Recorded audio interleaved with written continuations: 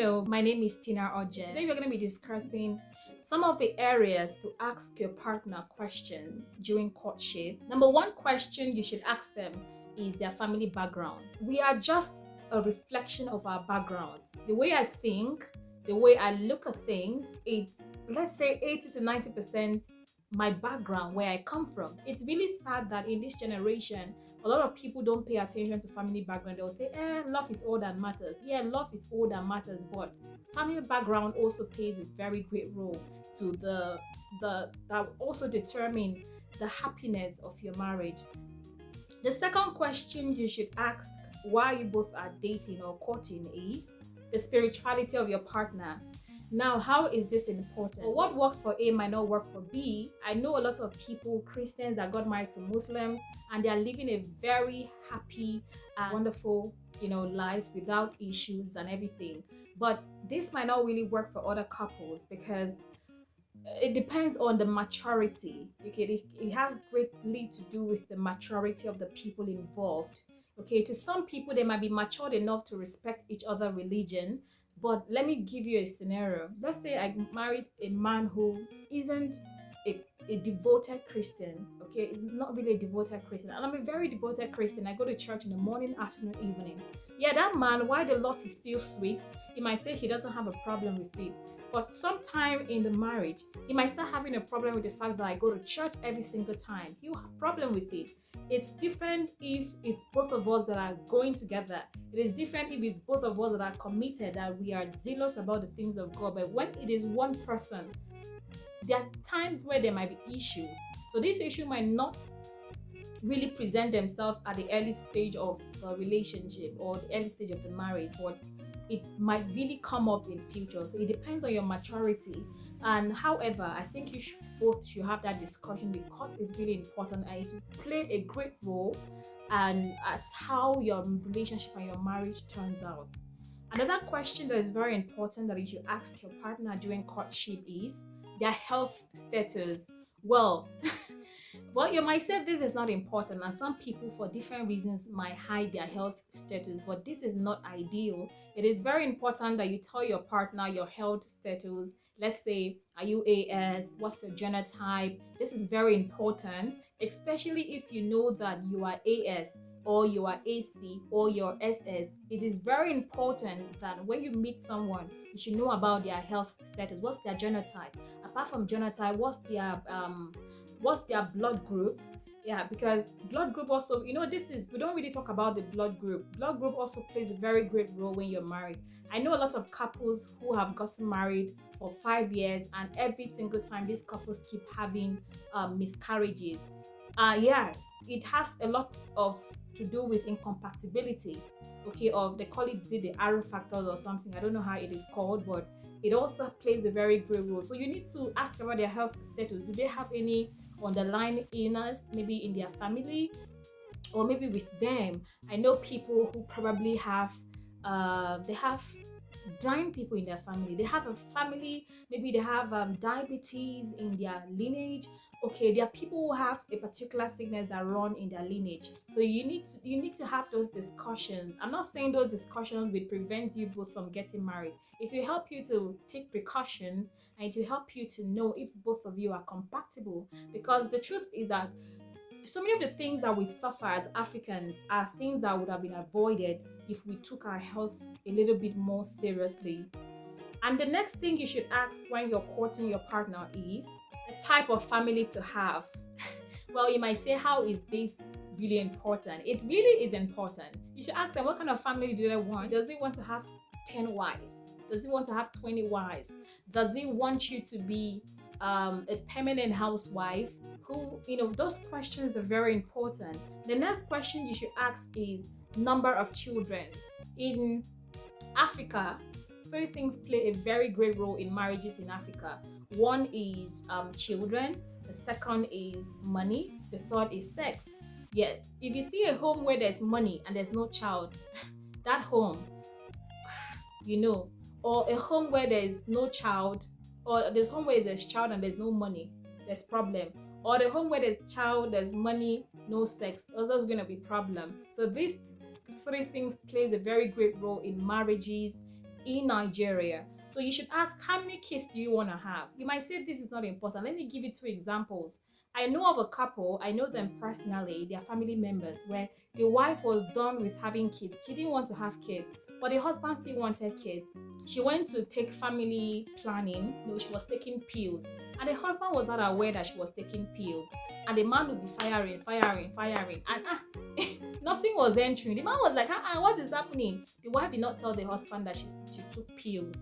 And because she wasn't ready and the husband still wanted more kids, she didn't want more kids. So these are really issues in marriages. There's some marriages where the wife wants more kids, and there's a time my sister got pregnant and the husband told her to go abort the child, that if she gives birth to that child, that he's not going to take care of the child, that she's going to fend for the child, cater for the child all alone. Yeah, these are issues in marriages, and a lot of people don't talk about it. A lot of people are having issues. I want to have 20 kids, and the wife doesn't want to have 10 kids. So you should have this conversation and come to a compromise. Okay, maybe he wants 10, you want 5. You guys can have a compromise. Maybe you can have 7 or 8. You get? And what if the kids do not come? You should have such conversation. What if the kids do not come? Because you're not God. You might have gone to the hospital and you have been certified that nothing is wrong with both of you, but the kids might not come. They might delay. So what happens if the kids delay? You should have those conversations. The next conversation or questions you ask is financial status. Just like I said, 3 things are important: money, sex, children. Money is very important in marriages. Let no one deceive you that money is not important. You want to get married, say, I don't care, money is not important. Look, you need to have those money conversations. They are very important. Who is going to be responsible for everything, for the financial burden? Will the wife contribute? Will the man be the sole, the sole source of income? You both have to have those conversations so that in future there are not going to be issues. I've seen households where there are issues, this kind of issue, because if you don't have this discussion while both of you are still dating, it will always spring up in the future. When they talk about compatibility, financial compatibility is very important. And why am I saying so? Because if you are someone, there are people who are comfortable at being poor. There are people who do not want to be rich. They just want to have what to eat. They're 3 square meal and they are cool. They don't want to aspire. They are okay. They are comfortable where they are. So if you go marry that kind of person and you want to push them above or beyond their limits, there's going to be issues. So you need to have those conversations. What kind of family? How are you both going to cut down? Will you be the average family? How will you be saving?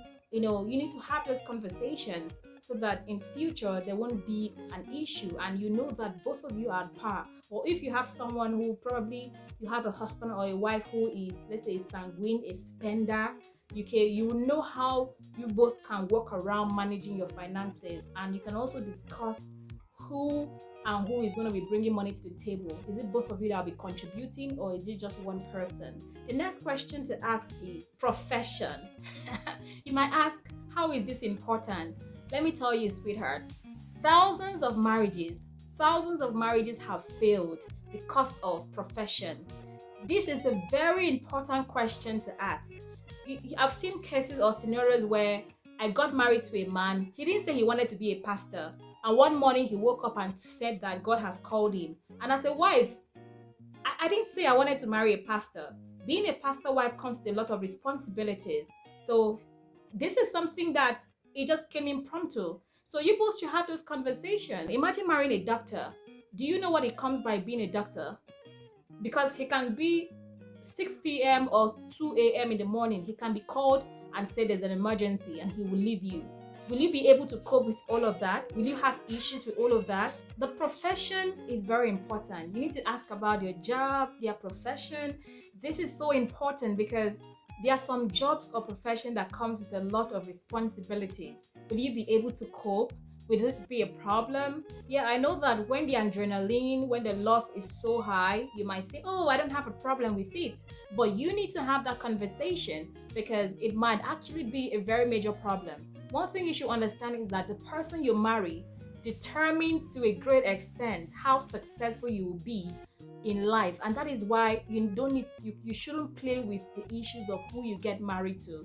Who you get married to can determine, your life can have a 360 turnaround depending on who you get married to. Now, let's talk about the woman. Let's say you're a woman who has big dreams of being this, and being this.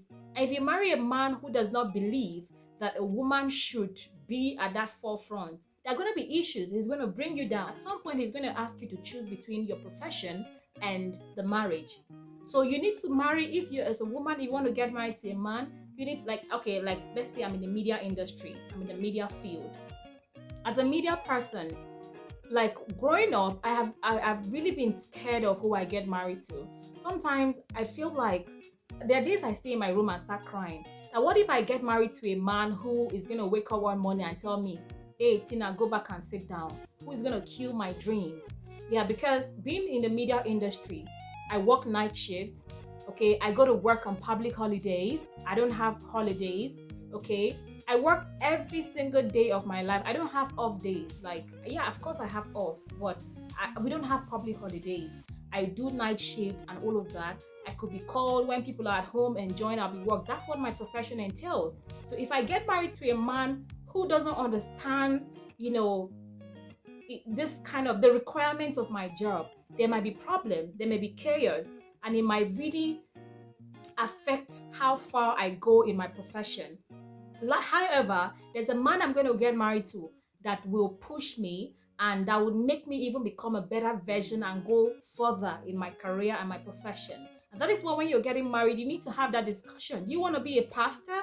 I know of someone that his marriage broke, or they went apart because of his profession. He woke up one morning and said he has a dream. Every day he's traveling all over, and the wife did not marry that person. So you need to have that discussion. You need to know about your profession. I am this kind of person. I want to achieve this. You need to marry someone who can. Look, even as a doctor, your life will be very frustrating. And a pastor, your life will be very frustrating if you marry someone who would not align with your goals, who would not support your goals. And that is why having that conversation is so critical and is so important. What other questions do you think people should ask why they are courting? I have mentioned 8 areas you should ask questions while you're courting. 1, you should ask about their family background. It's about the spirituality. Is very important. If you're not equally yoked, there are always going to be problems. Their spirituality is very important. And these questions, you can ask them in different ways. So if you really want me to ask to talk about how you want this question, because you can't just wake up and as though you're asking them an exam question. No, there are ways you can ask these questions and you have this conversation without you being very interrogative. Okay, so we're going to talk about that some other time. As I talked about their spirituality, their health status. Is very important to know the health status of your partner. It's so important. It's really important. I talked about the type of family to have, number of children. It's very important. Please, you should have that conversation and come to a compromise so that in future it won't be a problem. And financial status, who is going to be the major provider? How are you going to run your family? How much are you going to be saving? You should have that conversation. And finally, the type of profession. Thank you so much for watching this video to this end. If you liked this video, please subscribe and like the video to encourage me to do more.